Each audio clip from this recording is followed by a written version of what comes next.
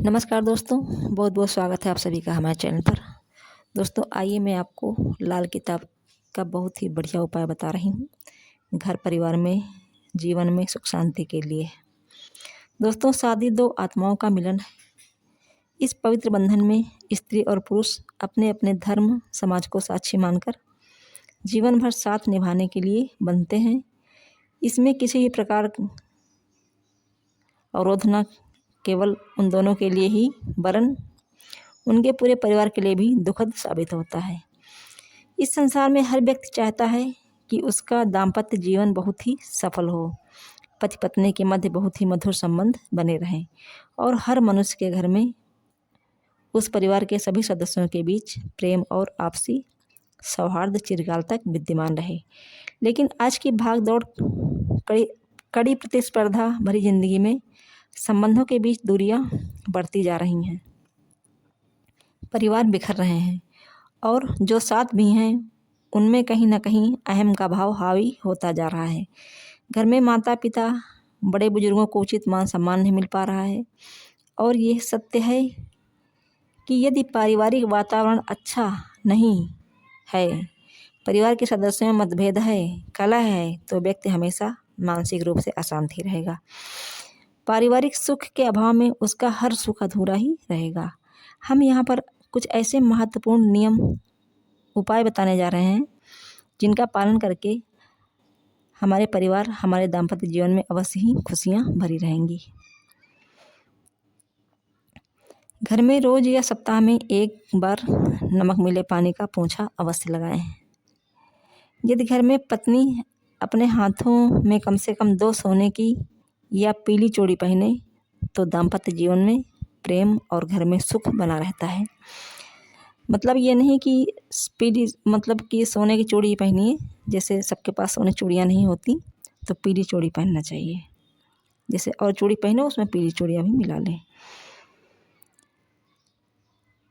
यदि घर में क्लेश रहता है तो घर के सदस्यों में मतभेद रहते हैं तो घर में आटा शनिवार को ही पिसवाएं या खरीदें और साथ ही 100 ग्राम पिसे काले चने भी ले लें, उसका भी आटा ले लें और उस आटे में मिला दें। जल्दी ही स्थिति में सुधार होने लगेगा। जब भी घर में खाने पीने की कोई वस्तु फल मिठाई आदि आए तो सबसे पहले भगवान को भोग लगाएं, फिर घर के बड़े बुजुर्गों और बच्चों को देकर ही पति पत्नी उस वस्तु का सेवन करें।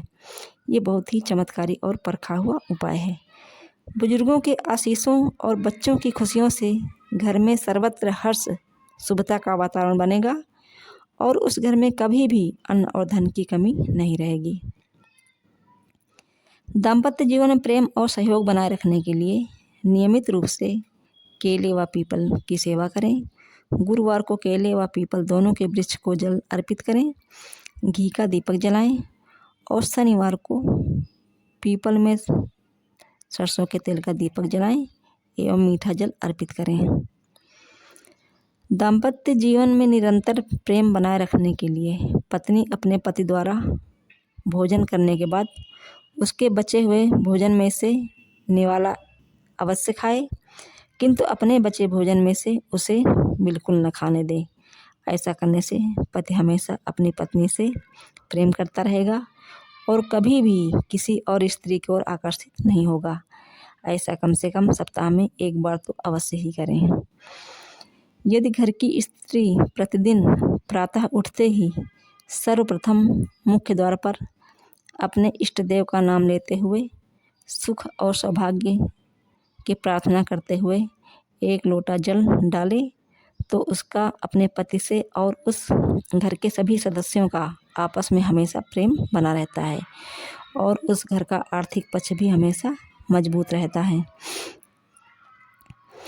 पत्नी तुलसी का पौधा लाकर घर में किसी ऊंचाई वाले स्थान पर लगाए, तुलसी जी को नित्य जल दें, सिंदूर चढ़ाएं और संध्या के समय घी का दीपक जलाएं। इससे अखंड सौभाग्य प्राप्त होगा और दाम्पत्य प्रेम भी बढ़ेगा। झाड़ू की 2 सींकों को उल्टा सीधा रखकर नीले धागे से बांधकर घर के दक्षिण पश्चिम में रखने से दाम्पत्य जीवन में प्रेम बढ़ता है। यदि कोई स्त्री अपने सास ससुर और घर के सभी सदस्यों को सच्चे निश्चल मन से पूर्ण आदर सम्मान दे तो उसका दाम्पत्य जीवन सदा हर्ष और उल्लास से भरा रहता है। उस घर में कभी भी आर्थिक संकट नहीं आता। और सबसे बड़ी और प्रमुख बात है कि उस स्त्री के माता पिता को भी अपने परिवार में किसी भी प्रकार की कोई भी दिक्कत नहीं आती। उनका पारिवारिक जीवन भी निश्चय ही सुख में बीतता है। ये बहुत ही अभूतपूर्व और परीक्षित उपाय है। यदि घर में पति पत्नी के मध्य ज़्यादातर क्लेश होता है तो उनमें से कोई भी शुक्ल पक्ष के किसी भी शुक्रवार को सुबह स्नान करके सफ़ेद वस्त्र धारण करके कम मीठे सफ़ेद चावल बनाए, फिर उन्हें किसी बड़े पात्र में निकालकर उसमें बूरा, महीन चीनी और शुद्ध घी मिलाकर सफ़ेद गाय को खिलाएं। इस प्रकार लगातार 21 शुक्रवार तक करने से दोनों के बीच क्लेश खत्म हो जाएगा। विवाह के बाद केवल पति पत्नी ही नहीं, पूरे परिवार का जीवन बदल जाता है। सामान्यतः लाख कोशिशों के बाद भी पति पत्नी के बीच कभी कभी थोड़ा बहुत तनाव उत्पन्न हो जाता है। यही छोटी छोटी तकरार लड़ाई झगड़ों में परिवर्तित हो जाए तो ये भी सामान्य सी बात ही है। ऐसे में वैवाहिक जीवन सुखी नहीं रह पाता। इस प्रकार की परिस्थितियों से बचने के लिए श्री राम और सीता के फोटो की पूजा करनी चाहिए। आजकल परिवार में पिता पुत्र के बीच में भी बहुत विरोध हो जाते हैं। इससे परिवार में शांति भंग होने के साथ साथ और भी बहुत सी समस्याएं उत्पन्न हो जाती हैं। कई बार तो परिवार में विघटन की स्थिति भी आ जाती है। इससे बचने के लिए कुछ बहुत ही अचूक उपाय बताए जा रहे हैं।